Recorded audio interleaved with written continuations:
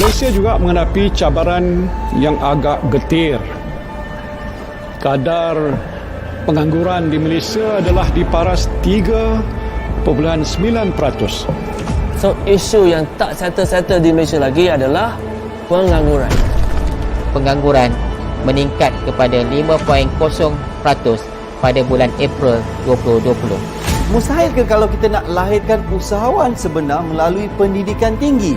Kalau kita tengok artikel tentang situasi di Malaysia, ada 200,000 graduan yang tak ada kerja. Disebabkan teknologi yang berubah, perubahan ekonomi, perubahan pemikiran generasi baru, education yang dulu tu mungkin tidak lagi bersesuaian. Dan mengikut anjuran Jabatan Perangkaan Malaysia pada 14 Mei 2020, kadar pengangguran dijangka akan meningkat.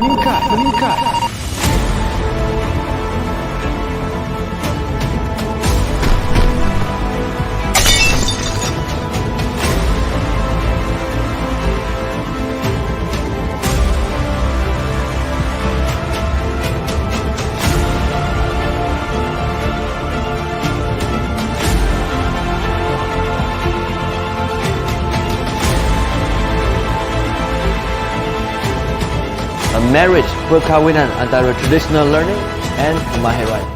Welcome to the revolution.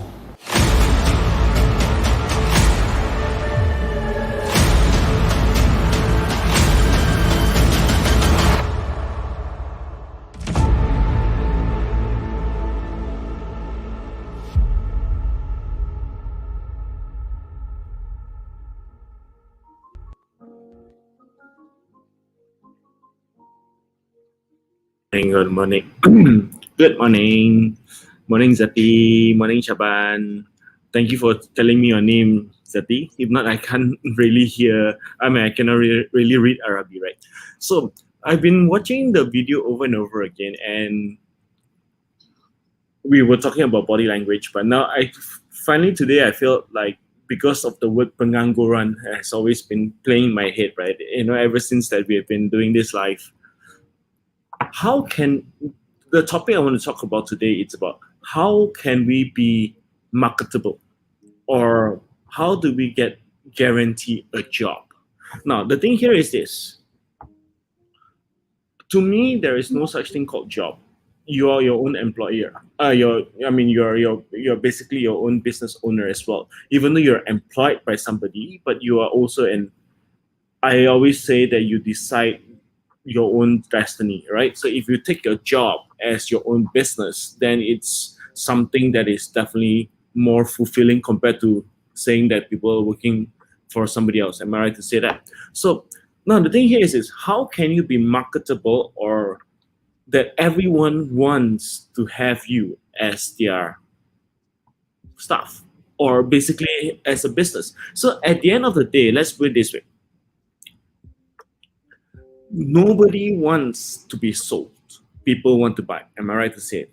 So if you were to say that nobody wants to be sold and they just want to buy, that means you need to become the product that people want.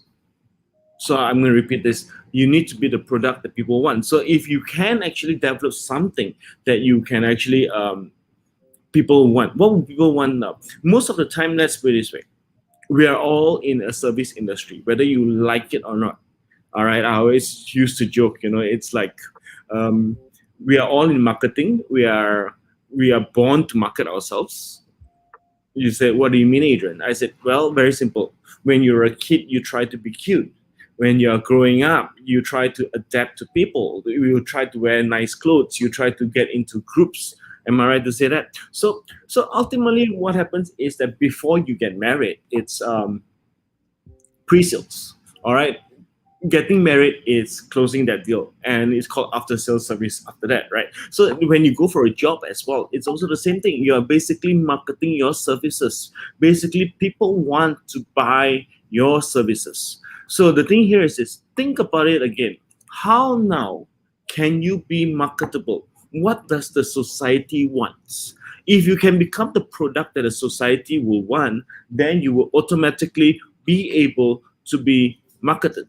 So people don't buy products, people buy you, correct? So at the end of the day, this is what we are talking about. How now do you be able to market yourself? Hi, Hamiza. Hi, morning to you. So think about it again.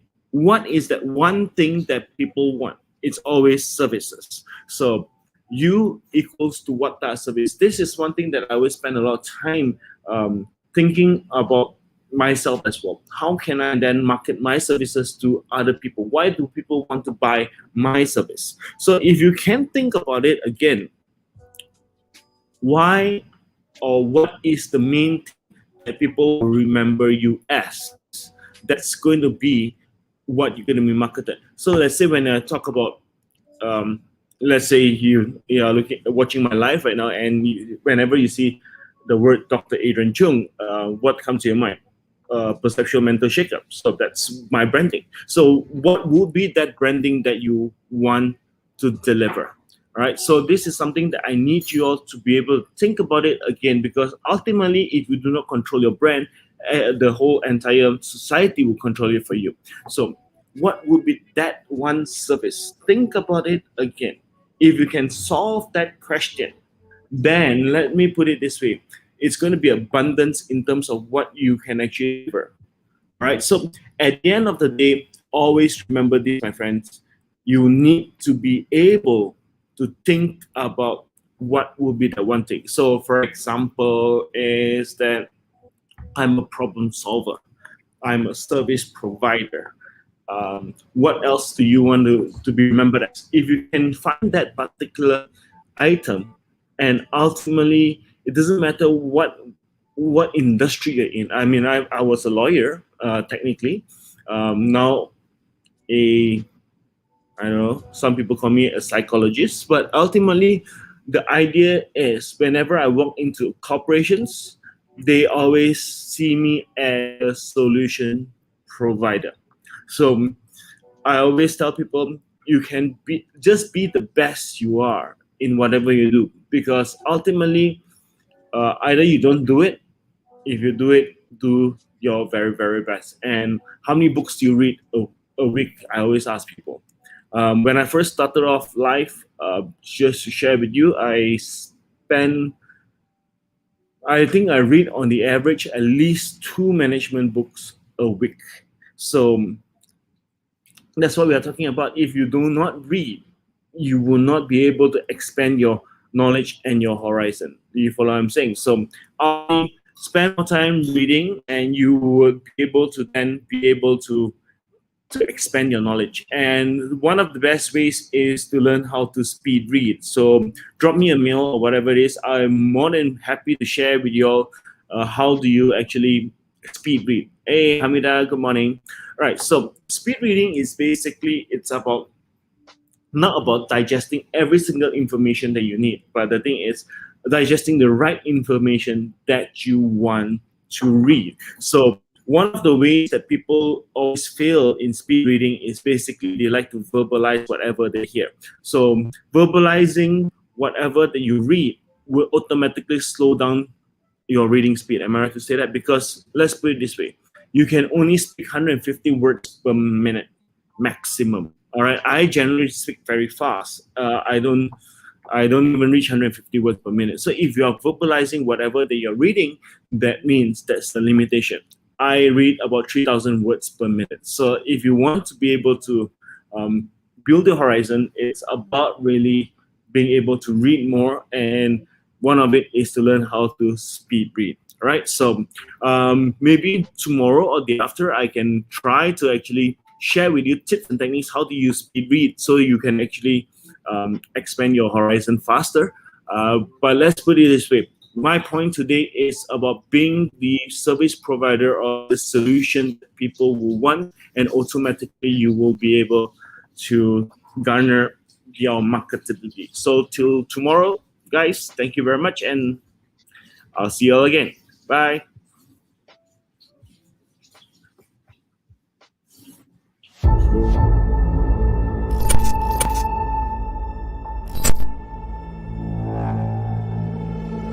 Malaysia juga menghadapi cabaran yang agak getir. Kadar pengangguran di Malaysia adalah di paras 3.9%.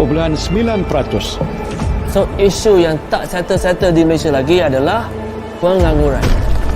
Pengangguran meningkat kepada 5.0% pada bulan April 2020. Mustahil ke kalau kita nak lahirkan usahawan sebenar melalui pendidikan tinggi? Kalau kita tengok artikel tentang situasi di Malaysia, ada 200,000 graduan yang tak ada kerja. Disebabkan teknologi yang berubah, perubahan ekonomi, perubahan pemikiran generasi baru, education yang dulu tu mungkin tidak lagi bersesuaian. Dan mengikut anjuran Jabatan Perangkaan Malaysia pada 14 Mei 2020, kadar pengangguran dijangka akan meningkat.